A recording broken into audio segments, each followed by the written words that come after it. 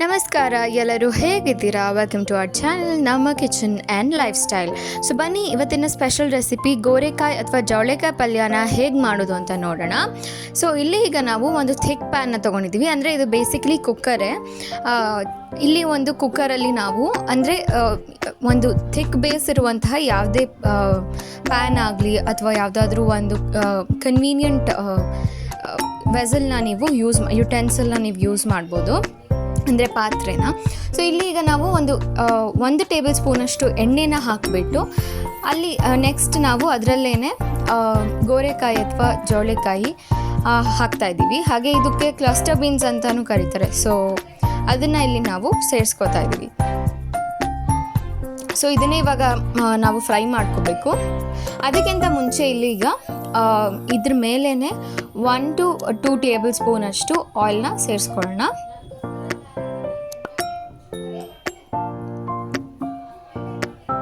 So 1 table ಸ್ಪೂನಷ್ಟು ನಾವಿಲ್ಲಿ ಸೇರಿಸ್ಕೊಂಡಿದ್ದೀವಿ.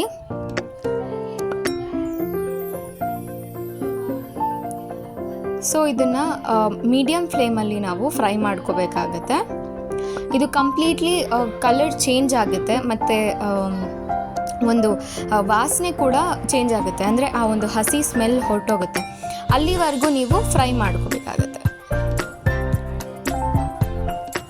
So ಈ ರೀತಿಯಾಗಿ ನಮ್ಮ ಒಂದು ನೋಡಿ ಗೋರೆಕಾಯಿನ ನೀವು ತುಂಬ ಚೆನ್ನಾಗಿ ಫ್ರೈ ಮಾಡ್ಕೋಬೇಕು. ಆ್ಯಕ್ಚುಲಿ ಇದಕ್ಕೆ ಅಟ್ಲೀಸ್ಟ್ ಒಂದು 10 to ಮಿನಿಮಮ್ ಅಂದರೂ ಒಂದು 10 minutes 10 to 12 minutes ನೀವು ಫ್ರೈ ಮಾಡ್ಕೋಬೇಕಾಗುತ್ತೆ. ಬಿಕಾಸ್ ಅದು ಬಂದು ಲೈಕ್ ಫ್ರೈ ಆಗೋದಕ್ಕೆ ಅಥವಾ ಪ್ರಾಪರಾಗಿ ಒಂದು ಬೆಂದ್ಕೊಳ್ಳೋಕ್ಕೆ ವಿತ್ ಫ್ರೈ ಸ್ವಲ್ಪ ಟೈಮ್ ಆಗುತ್ತೆ. ಸೊ ಹಾಗಾಗಿ ಇದನ್ನು ಹಾಗೆ ನೀವು ಕುಕ್ಕರಲ್ಲಿ ಮಾಡಿಕೊಂಡ್ರೆ ಕನ್ವೀನಿಯಂಟ್ ಆಗಿರುತ್ತೆ. ಬಿಕಾಸ್ ನಾವು ನೆಕ್ಸ್ಟ್ ಏನು ಬೇಯಿಸ್ತೀವಿ ಅಥವಾ ನೆಕ್ಸ್ಟ್ ಏನು ನಾವು ಮಾಡ್ತೀವಿ ಅದನ್ನು ಕೂಡ ನಾವು ಕುಕ್ಕರಲ್ಲೇ ಮಾಡೋದು. ಅಂದರೆ ಲೈಕ್ ಸೀಸ್ನಿಂಗ್ ಎಲ್ಲ ಏನಿದೆ ಮಾಡಿಬಿಟ್ಟು ಒಂದು ವಿಷಲ್ ನಾವು ಕೂಗಿಸ್ಬೇಕಾಗತ್ತೆ. ಸೊ ಹಾಗಾಗಿ ನೀವು ಇದನ್ನೇ ತೊಗೊಂಡ್ರೆ ಬೆಟರ್, ಅಂದರೆ ಕುಕ್ಕರ್ನೇ ತೊಗೊಂಡ್ರೆ ಬೆಟರ್.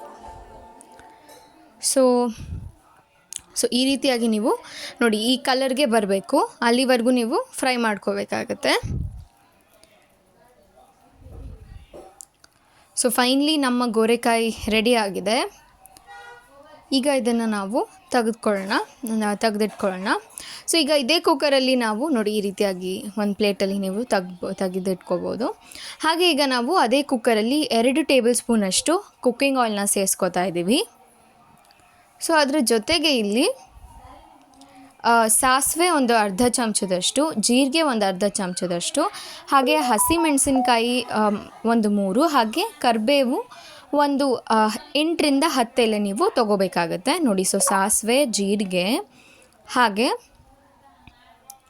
ಸ್ವಲ್ಪ ಇದು ಹಸಿಮೆಣಸಿನ್ಕಾಯಿ ಮತ್ತು ಕರಿಬೇವು ಇಷ್ಟನ್ನು ಹಾಕ್ಕೊಂಡು ನೆಕ್ಸ್ಟ್ ನೀವು ಸ್ವಲ್ಪ ಅದು ಒಂದು 30 ಸೆಕೆಂಡ್ಸ್ ಫ್ರೈ ಆದಮೇಲೆ, not even 30 seconds 10 seconds fry ಆದಮೇಲೆ ಇಲ್ಲಿ ಈರುಳ್ಳಿ ಚಾಪ್ ಮಾಡಿರುವಂತಹ ಒಂದು ಮೀಡಿಯಮ್ ಈರುಳ್ಳಿಯನ್ನು ನಾವಿಲ್ಲಿ ಸೇರಿಸ್ಕೊಂಡಿದ್ದೀವಿ.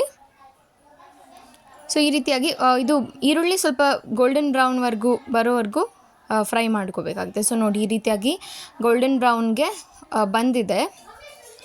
ಸೊ ಈಗ ನೆಕ್ಸ್ಟ್ ನಾವು ಇದಕ್ಕೆ ಟೊಮ್ಯಾಟೋನ ಸೇರಿಸ್ಕೋಬೇಕು. ಒಂದು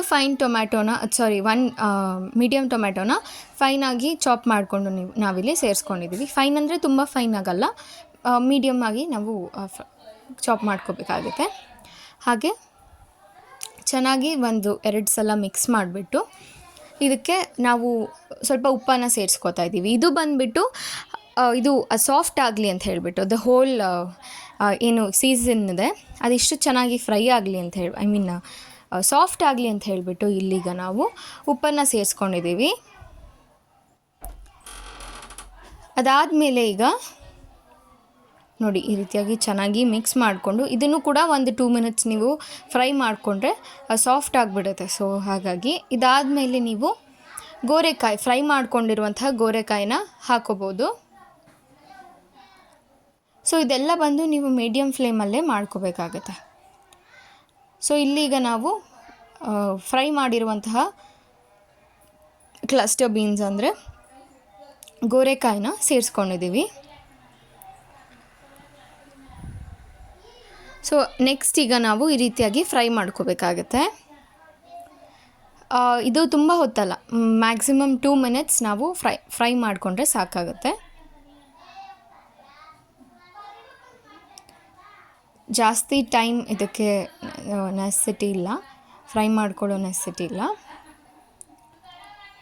ಸೊ ಈ ರೀತಿಯಾಗಿ ಒಂದು 2 ಮಿನಿಟ್ಸ್ ತನಕ ಫ್ರೈ ಮಾಡ್ಕೋಬೇಕಾಗುತ್ತೆ. ಹಾಗೆ ನೆಕ್ಸ್ಟ್ ನಾವಿಲ್ಲಿಗೆಲ್ಲ ಪೌಡರ್ಸ್ ಮತ್ತು ಇದು ಸಾಲ್ಟ್ ಬಂದುಬಿಟ್ಟು ಈಗ ಇದಕ್ಕೋಸ್ಕರ ಏನು ಗೋರೆಕಾಯಿ ಪಲ್ಯಕ್ಕೋಸ್ಕರ ಹಾಕ್ಕೊಳ್ತಾ ಇರೋದು. ಸೊ ರುಚಿಗೆ ತಕ್ಕಷ್ಟು ನೀವಿಲ್ಲಿ ಉಪ್ಪನ್ನು ಸೇರಿಸ್ಕೋಬೇಕಾಗತ್ತೆ. ಹಾಗೆ 1/4 ಚಮಚದಷ್ಟು ಅರಿಶಿಣ ಪುಡಿ ಅಥವಾ ಟರ್ಮರಿಕ್ ಪೌಡರ್, ಹಾಗೆ ಒಂದು ಅರ್ಧ ಚಮಚದಷ್ಟು ಸಾಂಬಾರು ಪುಡಿ. ಇದು ಬಂದು ಮನೆಯಲ್ಲೇ ಮಾಡಿದಂತಹ ಸಾಂಬಾರು ಪುಡಿ ಅಂದರೆ ಸೊ ಅದನ್ನು ನಾವಿಲ್ಲಿ ಒಂದು ಅರ್ಧ ಚಮಚ ಹಾಕ್ಕೊಂಡಿದ್ದೀವಿ ಸಾಂಬಾರು ಪೌಡರ್ನ.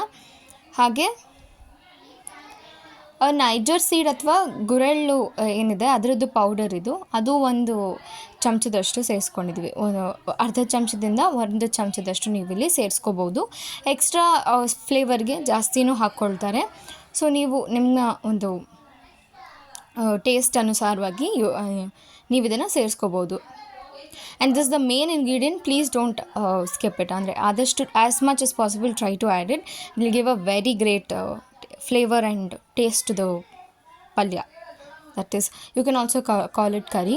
ಅದೇ ಇವಾಗ ಚೆನ್ನಾಗಿ ಇನ್ನೊಂದು 2 ಮಿನಿಟ್ಸ್ ಫ್ರೈ ಮಾಡಿಕೊಂಡು ಇವಾಗ ನೀರು ಇದು ಪಲ್ಯಕ್ಕೆ ಎಷ್ಟು ಬೇಕಾಗುತ್ತೆ ನೋಡಿಕೊಂಡು ನೀವು ಸೇರಿಸ್ಕೋಬೋದು. ನಿಮಗೆ ಯಾವ ಕನ್ಸಿಸ್ಟೆನ್ಸಿಯಲ್ಲಿ ಬೇಕೋ ಆ ಕನ್ಸಿಸ್ಟೆನ್ಸಿಯಲ್ಲಿ ನೋಡಿಕೊಂಡು ನೀವು ಆ್ಯಡ್ ಮಾಡ್ಕೋಬೋದು. ಸೊ ಇವಾಗ ಚೆನ್ನಾಗಿ ಈ ರೀತಿಯಾಗಿ ಸಾರ್ಟ್ ಮಾಡ್ಕೋಬೇಕಾಗತ್ತೆ. ಸೊ ಇವಾಗ 1 ವಿಸಿಲ್ ಬರೋವರೆಗೂ ನಾವು ಇದನ್ನು ಬಿಡೋಣ. ಸೊ ಕೊರಿಯಾಂಡರ್ ಇರಲಿಲ್ಲ, so we have skipped coriander. If you want you can add, it will also give you a great, ಅಂದರೆ ಅದನ್ನು ಕೂಡ ಹಾಕ್ಕೊಂಡ್ರೆ ಚಾಪ್ಡ್ ಕೊರಿಯಾಂಡರ್ ತುಂಬ ಒಳ್ಳೆ ಎಕ್ಸ್ಟ್ರಾ ಫ್ಲೇವರ್ ಮತ್ತು ರುಚಿ ಸಿಗುತ್ತೆ. ಸೊ ಇವಾಗ 1 ವಿಷಲ್ ಬಂದಾಯಿತು, ನೀವು ನೋಡ್ತಾ ಇರ್ಬೋದು ಕೂಗ್ತಾ ಇದೆ. ಎಸ್, ಇವಾಗ ಇದನ್ನು ನಾವು ತೆಗೆದುಕೊಂಡು ಸರ್ವ್ ಮಾಡೋಣ. ನೋಡಿ ಎಷ್ಟು ಕಲರ್ಫುಲ್ಲಾಗಿ ಆಗಿದೆ ಅಲ್ವಾ. ಇದು ನೋಡೋಕ್ಕೆ ತುಂಬ ಅಟ್ರಾಕ್ಟಿವ್ ಆಗಿದೆಯೋ ಇಲ್ವೋ ಗೊತ್ತಿಲ್ಲ, ಆದರೆ ಟೇಸ್ಟಿಗೆ ಮಾತ್ರ ನಂಬರ್ 1 ಟೇಸ್ಟ್ ಇರುತ್ತೆ. ಬಿಕಾಸ್ ಅದು ಗೋರೆಕಾಯ್ದು ಸ್ಪೆಷಾಲಿಟಿನೇ ಅದು ಅಂತ ಹೇಳ್ಬೋದು. It will give a great, it has a very great taste, very authentic ಆಗಿ ತುಂಬಾ ಚೆನ್ನಾಗಿರುತ್ತೆ. So please try this recipe and ಹೇಗಿತ್ತು ಅಂತ ಟೇಸ್ಟ್ ಮಾಡಿಬಿಟ್ಟು ಕಮೆಂಟ್ ಮಾಡೋದನ್ನು ಮರಿಬೇಡಿ. ನೋಡಿ, ಸೊ ನಮ್ಮ ಜವಳಿಕಾಯಿ ಪಲ್ಯ ಈ ರೀತಿಯಾಗಿ ರೆಡಿ ಆಗಿದೆ. ಹಾಗೆ ಒಂದು ಲೈಕ್ ಮಾಡಿ, ಒಂದು ಸಬ್ಸ್ಕ್ರೈಬ್ ಮಾಡಿ, ಹಾಗೆ ಒಂದು ಕಮೆಂಟ್ ಮಾಡೋದನ್ನು, ಹೇಗಿತ್ತು ಅಂತ ಕಮೆಂಟ್ ಮಾಡೋದನ್ನು ಮರಿಬೇಡಿ. ಹಾಗೆ ಶೇರ್ ಮಾಡಿ. Thank you for watching. Bye.